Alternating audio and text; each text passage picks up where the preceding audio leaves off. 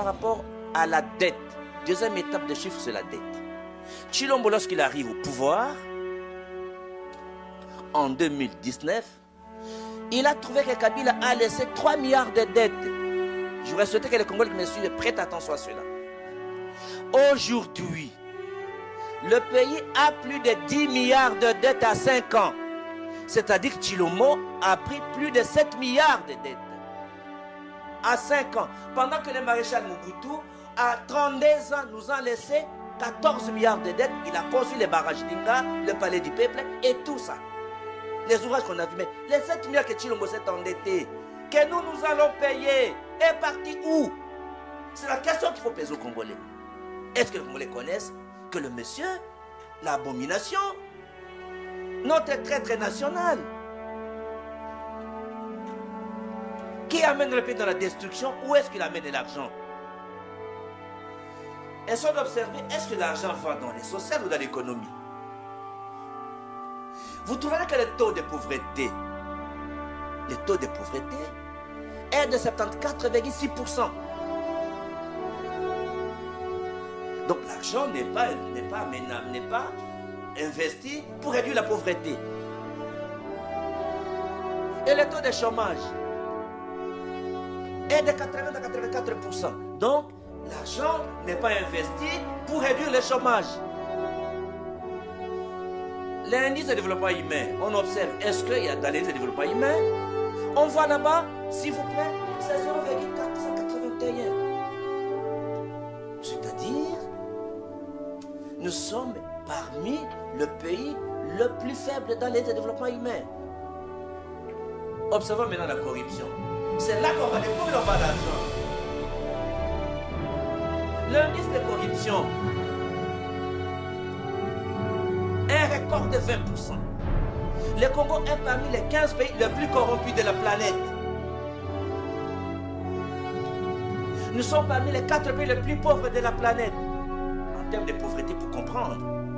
C'est-à-dire, vous prenez sur 6 personnes en Afrique subsaharienne, sur 6 personnes, une personne d'extrême pauvreté vit au Congo. Où part l'argent? Et les 7 milliards, il les a amenés où? C'est dans les luxes, c'est dans les voyages, c'est dans les détournements, c'est dans la corruption.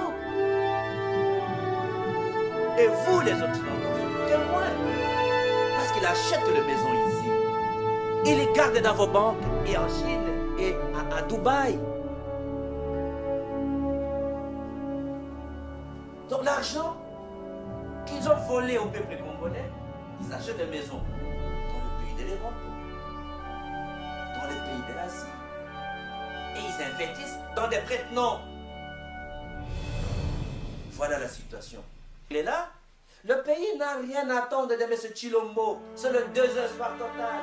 On ne peut pas dire que tout ce que j'ai subi, mais si vous avez vu un papa de 60 ans en public couler des larmes, tu as vu que Jean-Claude Verme n'a pas accepté. C'était difficile. Merci. Je n'ai pas revenu sur ces cas parce que ce que j'ai subi, c'est dur. Je n'étais arrêté par le maréchal Mobutu, j'étais le dernier prisonnier politique du maréchal Mobutu. J'étais le dernier prisonnier politique de Moussa Kabila. Quand on a relégué son père, Kabila m'a arrêté. Le père. Avec Joseph Kabila, vous avez vu mes images. On me jugeait, je ne parlais pas. Sous une chaise roulante, avec ambulance, devant la cour suprême. Mais je ne suis pas allé en exil. Pour comprendre que la dictature sanguinaire de Tshisekedi, de Tshilombo, il est indigne d'être appelé Tshisekedi, excusez-moi. Il est indigne d'être appelé Tshisekedi, de Tshilombo, est pire que toutes les dictatures que nous avons connues. Ça, il faut le noter. Je vous remercie donc. Les Congolais vont donner eux-mêmes les signes. Je ne sais pas, vous n'avez pas compris, je continue encore. Genva le bus était organisé par la volonté de M. Katumbi qui a sauvé l'opposition. Si aujourd'hui Tshilombo est président, c'est grâce à Katumbi. UDPS a eu la vie, c'est grâce à Katumbi. Vous vous rappelez à l'époque d'Ibiza? Nous sommes opposés à l'extension d'Ibiza. Alors, si M. Katumbi a la volonté, où les Congolais peuvent cotiser, là, je ne sais pas. Je vous dis que j'ai lancé une idée. De tout, il y a même des initiatives, des tentatives telles que j'ai vu le président Loubaya avec le président Seti. Ils ont une initiative. Toutes ces initiatives-là, nous allons nous rassembler parce que nous allons nous unir. Ce que vous devez noter ici, j'ai exprimé un appel, j'ai lancé un appel, l'expression d'une volonté de nous unir pour contrer et dégager. Monsieur Willy Kalengai, au Nigeria, jusqu'en l'an 2000, l'Africain le plus riche, Aliko Dangote, il n'était pas milliardaire. Mais c'est Tony Elumelu, le propriétaire de la banque UBA ici chez nous au Congo, il n'était pas milliardaire.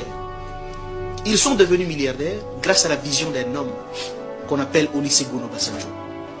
Lorsque Olusegun Obasanjo accède au pouvoir, il dit ce n'est pas possible. Tous les secteurs économiques sont contrôlés par les étrangers. Mais de quelle manière nous allons obtenir notre indépendance économique? Par quelle magie? Que devons-nous faire pour que nous puissions aussi avoir les nôtres qui vont nous permettre de contrôler l'économie nationale?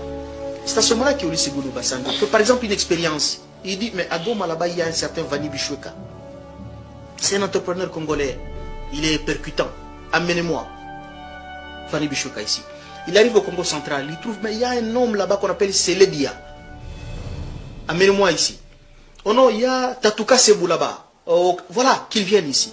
Il rassemble 100 jeunes Nigérians dans la salle. Il dit, je vous propose un pacte, nous allons faire une révolution.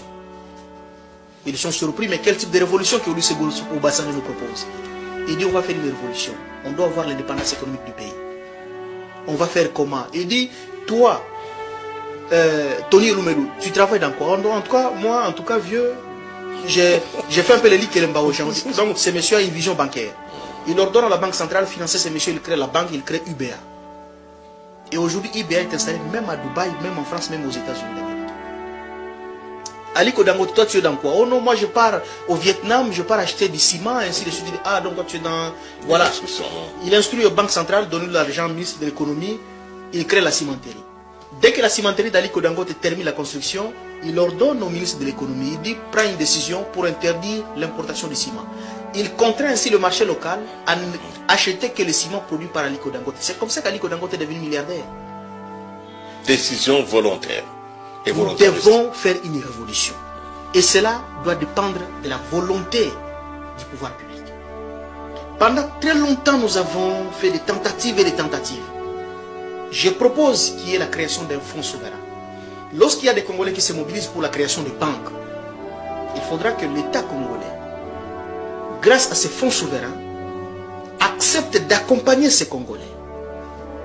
Au travers des fonds souverains, l'État congolais doit aussi prendre un moratoire fiscal pour tous les Congolais qui s'aventurent dans le secteur bancaire. Parce que c'est grâce au secteur bancaire que nous serons en mesure de financer nos activités de développement.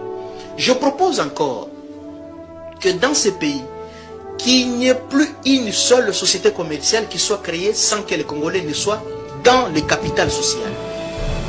Monsieur Willy Kalengai, aujourd'hui, quand vous visitez toutes les monarchies wahhabites du Golfe Persique, je fais allusion au Bahreïn, au Qatar, au Koweït, dans tous ces pays-là, même si vous êtes musulman, le musulman dit le musulman n'a frère que musulman. Même si vous, monsieur Willy Kalengai, vous êtes musulman, vous arrivez aujourd'hui en Arabie Saoudite, vous arrivez aujourd'hui au Qatar, vous voulez créer votre société, on vous interdit, on dit monsieur, vous n'avez pas les droits. Vous ne pouvez pas créer la société au Qatar. Si vous voulez créer une société au Qatar, il y a une condition. Associe-toi à un Qatari. Tu veux créer une société en Arabie Saoudite, associe-toi à un Saoudien. Vous créez la société. D'ailleurs, au Qatar, on vous dit il n'y a que les Qataris qui doivent être majoritaires dans le capital social. Et au Qatar même, on vous ravit votre passeport pour que vous ne puissiez pas fuir.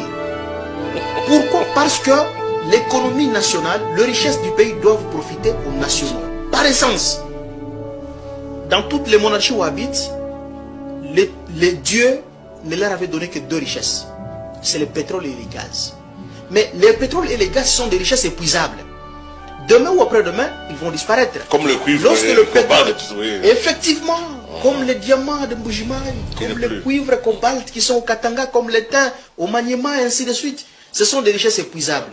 Dès que ça termine pour du bon. Alors pour que ces richesses puissent profiter aux nationaux, il faudra que nous puissions conditionner dans la création de toutes les sociétés commerciales dans ces pays par la participation des nations dans le capital social. Ceci aura quel avantage? Ça permettra à ce que les Congolais aussi participent dans la formation des richesses.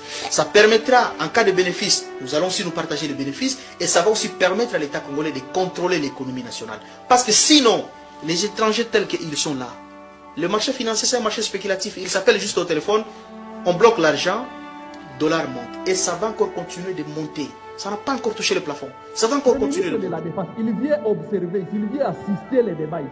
Il ne prend même pas la parole ici. Qu'est-ce qu'il fait ici au lieu de se rendre à Beni, au lieu de se rendre à Nitouri pour aller se battre comme il est ancien militaire? Mais honorable président, nous commençons à croire qu'il y a la complicité. Comment il fait quoi ici à Kinshasa? Même dans cette salle, il arrive pour venir assister les débats. Il ne présente même pas, il ne va même pas répondre au moment que les gens sont en train de mourir à Bunia, sont en train de mourir à Ndjougi, sont en train de mourir à Mambasa, sont en train de mourir à Irumu, sont en train de mourir à Beni territoire. Moi, je commence à avoir peur, honorable président. Et, honorable président, je pense que nous devons corriger. La guerre asymétrique, quand il y a la guerre asymétrique, je l'avais bien dit ici, s'il y a la guerre asymétrique, c'est-à-dire l'ennemi s'est infiltré dans cette salle, ce qu'il faut faire, il faut travailler avec les députés qui sont dans cette salle pour dénicher. Je veux dire à l'honorable estimé collègue Boulet que d'ailleurs tout ce qu'on dit là, qu'on a ramassé, on a attrapé et tout, c'est avec la population, c'est la population qui dénonce. C'est la population qui dénonce ces gens, les suspects. Mais le problème reste à notre armée. Ce n'est pas, nous ne sommes pas une opération de traque des complices. L'opération que nous voulons, c'est la destruction. Monsieur le ministre, surtout le ministre de la Défense, vous devez savoir, moi je veux que vous puissiez nous répondre ici. Il y a 4 étapes dans l'offensive. La première étape, c'est le mouvement de défense. Là où vous faites l'encerclement, l'enveloppement, l'encouvert. Deuxième étape, c'est l'étape de la pénétration de la zone ennemie. Troisième étape, c'est la destruction, les chocs. Quatrième étape, c'est quoi? C'est la poursuite de l'ennemi. Et cinquième étape, la sécurisation. Je veux savoir, vous êtes à quelle étape? Vous êtes à quelle étape? Vous pouvez nous indiquer? Vous êtes à l'étape de la destruction? Vous êtes à l'étape de la pénétration de la zone ennemie? Vous êtes à quelle étape pour nous présenter un bilan de 3 ADF neutralisés? Honorable président, moi j'étais sur les champs. J'avais tombé dans l'embuscade des GDF.